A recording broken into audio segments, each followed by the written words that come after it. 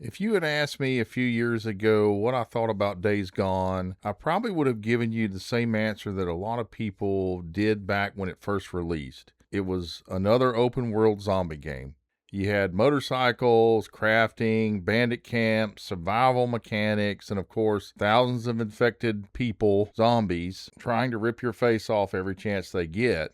And at first glance, it almost felt like this game was every popular gaming trend from the late 2010s mixed together into one package and have zombies thrown into it. And honestly, that's why I think I overlooked it to start with. When Days Gone launched in 2019, it didn't exactly set the gaming world on fire. Reviews were respectable but mixed. Critics pointed out technical issues, repetitive mission design, and the slow beginning. And after years of anticipation, it almost felt like people collectively shrugged their shoulders and moved on. In an industry where first impressions often determine whether the game succeeds or disappears into obscurity, Days Gone found itself stuck in an unfortunate position. It wasn't bad enough to be infamous, but it wasn't praised enough to become an instant classic either. It simply became another game that people assumed they'd get around to playing someday, which was exactly what I did. But something strange happened over the next few years. Instead of fading away, the game slowly developed one of the most passionate fan bases. Everywhere you looked, there were fans saying,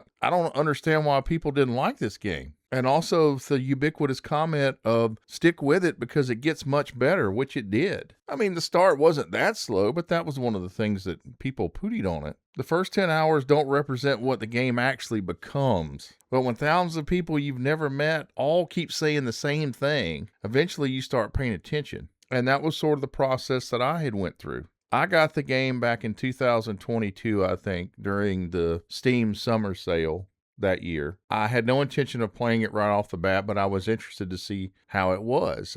It looked great to me. Everything that I had seen on it, that I've watched the videos and all that looked great. But for whatever reason, it just didn't have a buzz to it. And that worried me that I was going to get excited about something and be disappointed. And after spending enough time with Days Gone myself, I think I finally understand why the game continues to resonate with so many people after its release. And honestly, because despite everything you've heard, Days Gone was never about the zombies. It really was about grief. It was about loss. It was about loneliness. And maybe more than anything else, it was about trying to figure out how to keep living after you've convinced yourself that life is already done for, that it's already behind you. And I think one of the smartest things the developers did was make the main character somebody that you really didn't like off the bat. And I'll tell you, I had a lot of problem with it. Deacon is a dick. He was a straight up dick. And it was nerve-wracking to a certain degree for me. I had a hard time getting over it. Deacon St. John isn't charming in the traditional sense. He isn't cracking jokes every 5 minutes. He isn't delivering inspirational speeches. And he's certainly not trying to become the next great video game hero. In fact, during the opening hours, he's honestly kind of difficult to spend time with. He talks to himself constantly. He gets angry over almost everything. He lashes out at people who are trying to help him. And sometimes he comes across as somebody who's been carrying around a lot of weight of the world on his shoulders for a long time, and he's forgotten what it feels like to simply exist without being angry at something. And I think we all know people like that. When I first started playing, I wasn't entirely sure what I felt about him. Deacon isn't supposed to be inspirational. He's broken. I mean, long before you ever start the game, his world has already ended. He believes that his wife, Sarah, is dead and that she was killed during the initial outbreak. And for the past 2 years, he hasn't really been living so much as surviving. Every morning he wakes up, gets on the motorcycle, takes out another bounty, clears another camp, earns enough money to keep going for one more day. And then he wakes up the next morning to do it all over again. And he's been doing this for a while. It's almost mechanical. But it's something that I think that a lot of us adults understand. It's something that we've been doing for a long time, us older folks. And not necessarily the zombie apocalypse part of it, but the routine. You know, the feeling that you've been moving through life because it's what you're supposed to do rather than because you're excited about tomorrow. And that's why I think Deacon is such an interesting character. Even though it was hard to put up with at the start of it, the more you play the game, the more you realize, he's not trying to save the world. He's trying to find a reason to care about it again. Lisa, Go away. brought you something. It's beautiful. And I have a bit of an unpopular opinion about one of my favorite things about Days Gone, and that's the motorcycle. Now, that probably sounds strange because when most people think about memorable video game characters, they're thinking about, companions, sidekicks, villains, not a machine, not a two wheels and an engine. But honestly, I believe that your motorcycle becomes one of the most important relationships in the entire game. Most open world games, give you transportation like it's almost magical. Lose your horse, whistle, it'll come right back to you. Crash your car, walk 10 feet, hijack somebody else.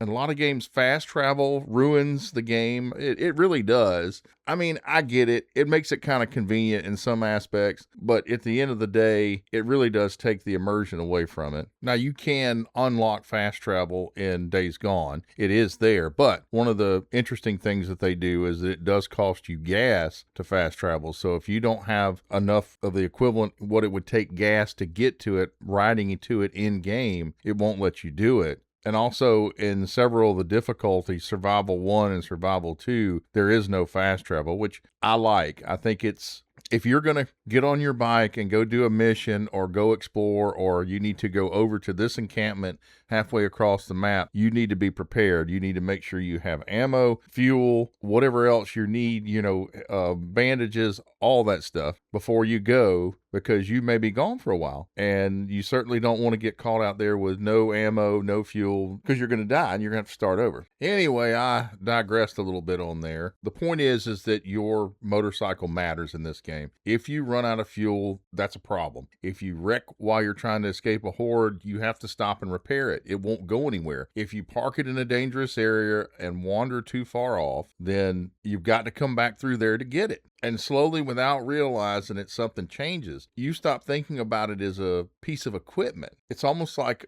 in some of these games, it's your horse. You start thinking about it as your lifeline. That's where you have ammo. It's how you can run and get on your bike and haul ass and get away from whatever's handing your ass to you. And the game has a pretty good progression scheme for the bike. You upgrade your motor, you upgrade your armor, you upgrade your fuel tank. There's a lot of different things that you upgrade on it over time. And it feels satisfying when you slowly start to unlock the possibilities of that bike. There's challenges and races and stuff you can do. And it was kind of a pain to start with, getting used to it, especially with a mouse and keyboard. But eventually you enjoy it and it's a fun part of the game. And it's not like just riding some random SUV around on the roads. You're whipping in and out of whatever it is and making these crazy ass jumps on that bike, and it feels good. And now we come to the main subject of the game, the freakers themselves. Now, technically, these are infected humans rather than traditional zombies. What makes them the most interesting is how they behave. Most games use zombies as just a walking wall, an obstacle, basically targets waiting to be shot. But Days Gone does it differently. They sleep during the day, they migrate, they drink from the rivers and hunt the animals, they run, always run, they don't shamble, which is scary in itself. They move through the environment, they move through caves and abandoned buildings, almost like a swarm of insects. And at night they spread across the landscape searching for food, which means that the world never feels static. You can clear a road during the afternoon only to discover at nightfall that it's become completely unsafe. It's overrun.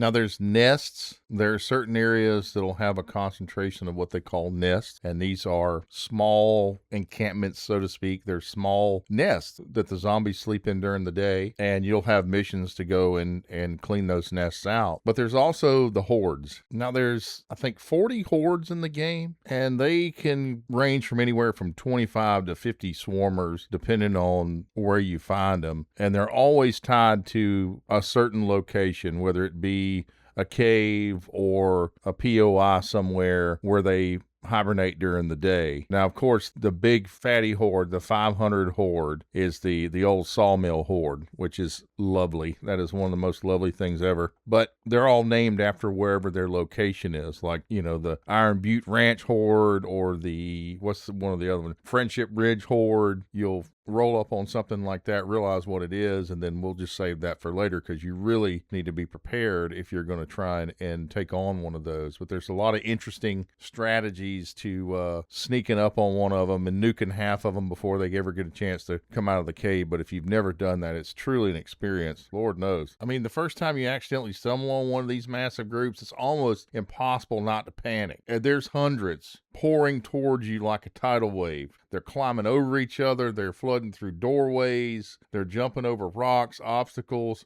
surrounding you from every direction. And I don't care how many buildings are around you. You can climb on every single one of them, and they will find a way to get up there to you. So there's none of that climbing up and hiding, none of that stuff. And you're not fighting individual enemies anymore. You're fighting a momentum itself. Running becomes the best strategy. Running and shooting and running and shooting. And it's interesting because you start looking at the environment differently. You start trying to identify choke points. You start looking for the explosive barrels, narrow bridges that you can hang them up in, fuel trucks, and definitely start looking at escape routes and ways you can bail out when you need to, because unfortunately, that's what it comes to sometimes. You have to hit them and run, and eventually you can get to a point where you can finish off the horde. And that is really one of the best parts of this game. It's just the sheer mass of humanity, the just overwhelming, relentless pursuit that they put on. You can outrun them. You can certainly run and get on your bike and run away from them. And they reset after a while and kind of go back to what they were doing. Rest assured that the zombie portion of this game is its strength, and it's definitely worthy.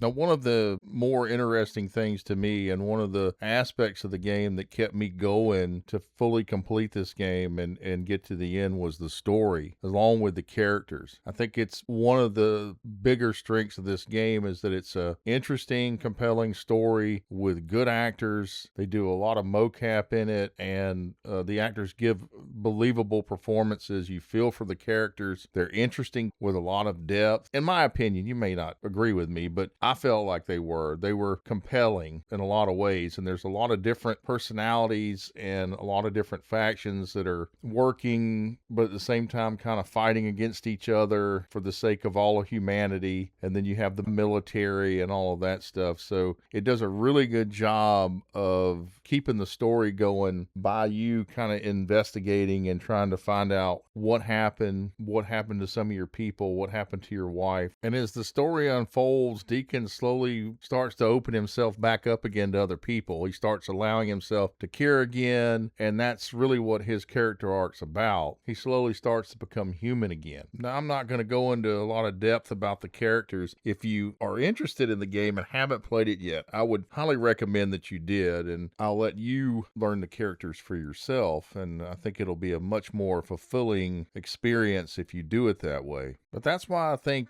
Days Gone really earns its reputation. It doesn't show you everything right away. In fact, it almost hides its best ideas in a slow beginning. Your motorcycle's weak. The weapons you have aren't that good. Your stamina sucks. The story feels kind of scattered, and you're constantly wondering when everything is finally going to come together. And then, almost without noticing, it does. Everything becomes better. The bike becomes faster, more beefy. You start to unlock new equipment. The story starts to develop and reveal itself, and it really starts to take off. And I think that's ultimately why so many people have gone back to the game years after the release and come away wondering why they didn't appreciate it the first time. It's not because the game suddenly became perfect. It's not perfect. A lot of the missions, well, not a lot, some of the missions are repetitive. Some of the pacing drags a little bit in parts of the game. Some of the systems could be refined, but I think perfection was never the point. The point was the journey, and you certainly go on a journey in this game. By the time the credits roll, you haven't just upgraded all your stuff and maxed out your character. You've watched a man slowly rediscover hope after spending years believing he had nothing to hope for. And that story hits differently as you get older. I think that's why it resonated so much with me. When you're young, you kind of look for stories about the changing world. You're still bright-eyed and bushy-tailed and waiting for your best life to happen. But as you get older, the stories that stay with you are often the ones about changing yourself, about finding purpose and rebuilding after loss. It's about realizing that tomorrow can still matter, even if yesterday broke your heart or crushed your soul. And I think that's why Days Gone has quietly become one of the games that people keep recommending years after everyone expected it to disappear. Not because it reinvented open world games, or not because it's the biggest budget or flashiest graphics or the hordes or whatever. It's because underneath all the motorcycles, gunfights, zombie hordes, it told a surprisingly human story about getting back on the bike one more time, even when every reason to quit was sitting on your shoulders. Maybe that's why the title's so fitting. Days Gone isn't about the days that you've survived, so to speak, in the game. It's about the days you've lost. It's about the memories you can't reclaim. It's about the people you can't bring back, the life that you thought you were supposed to have. It's also a reminder that no matter how many days are gone, there's still days ahead. Very good days, hopefully. And sometimes that's enough to keep riding. Thank you very much for watching this video if you made it this far. And if you appreciate this content, do me a favor and subscribe and leave me a like, and tell me in the comments what you think, if you've played it, how it affected you, if you haven't played it, whether or not you're going to get it. Anyway, thanks for listening, and see you next time.